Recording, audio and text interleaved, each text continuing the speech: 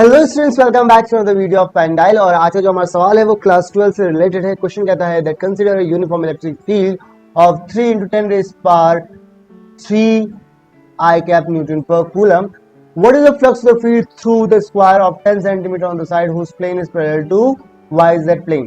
अब यहाँ पर क्वेश्चन बहुत सिंपल है। कहने का मतलब है कि हमारे पास एक इलेक्ट्रिक फील्ड प्रेजेंट है भैया, ठीक है, और इलेक्ट्रिक फील्ड कुछ इस तरह से प्रेजेंट होगी हमारे एक्स एक्सिस में, थोड़ी सी पैरेलल है, इतना सा ध्यान रखें हम, ओके। और इनके थ्रू अब यदि ये एक्स एक्सिस है, यदि हमारा ये एक्स एक्सिस है तो ये होगा हमारा वाई एक्सिस, और इस डायरेक्शन में कहीं बन रहा होगा हमारा जी एक्सिस।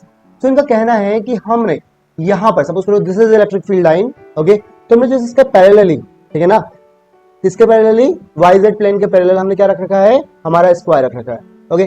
तो क्वेश्चन ये कहता है कि भैया उसके थ्रू फ्लक्स कितना होगा, यानी कि पूरा सरफेस एरिया शो कर रहा है, okay.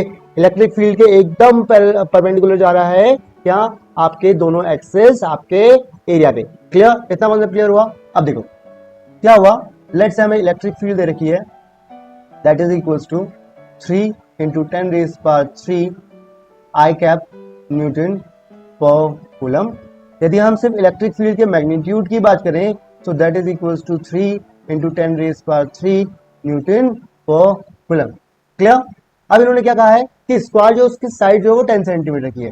So let's say side of a square is a equals to 10 centimetre, और यदि हम इसको मीटर में कन्वर्ट करें तो हम कह सकते हैं 10/100 मीटर। इसको फर्दर सॉल्व करें तो क्या आ जाएगा 0.1 मीटर। अब हमें क्या चाहिए, हमें चाहिए area. So area is equals to a square that is equals to 0.1 का whole square and that is equals to 0.01 metre square. अब फ्लक्स का फॉर्मूला क्या होता है, इलेक्ट्रिक फ्लक्स का फॉर्मूला है हमारे पास that is equals to electric field intensity multiplied by area of cross section cos theta. Yes और नो, यानी कि इसे कभी कभी हम ई ए कॉस थीटा भी लिखते हैं। यस और नो, इलेक्ट्रिक फील्ड इंटेंसिटी कितनी भैया 3 × 10⁻³ newton per coulomb multiplied by area कितना दिया हुआ है, एरिया दिया हुआ है हमें 0.01 मीटर इंटू कॉस। देखो अब यहां पर यदि हम एरिया को रख दें इस तरह से, इसकी यहां पर डायरेक्शन यहां पर है, तो एंगल कितना बन रहा है दोनों के बीच में, 0 बन रहा है, यानी कॉस 0 डिग्री।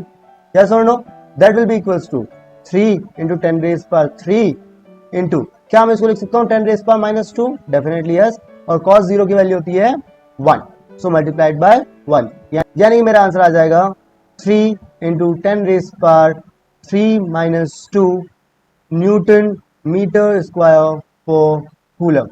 यस और नो, यानी कि मैं आंसर लिख सकता हूं 30 न्यूटन मीटर स्क्वायर पर कूलम। ये हो गया मेरे पहले पार्ट का आंसर। क्लियर, इतना समझ में आया कैसे किया? यदि नहीं आया तो just repeat the video once and let me know कि और बेटर एक्सप्लेनेशन चाहिए आपको, okay.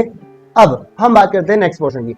What is the flux to the same square normal to its plane makes the 60 degree angle with the X axis. अब जो इस plane का normal है वो 60 डिग्री का एंगल बनाता है किसके साथ, एक्स एक्सिस के साथ। तो भैया आप कितना फ्लक्स होगा, ठीक है, निकाल लेते हैं। फ्लक्स विल बी वापस ई ए कॉस थीटा। ई की वैल्यू कितनी है, ई की वैल्यू है हमारे पास 3 × 10⁻³। एरिया है हमारे पास 0.01 इंटू कॉस 60।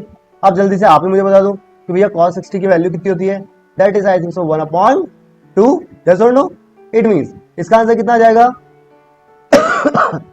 यह आंसर आएगा 3 × 10⁻³ into 10⁻² into 1/2, that will be equals to 2 को हम 3 से डिवाइड करें सो ये आ जाएगा 1.5, so 1.5 into 10 that will be equals to 15 newton metre square पर कूलम।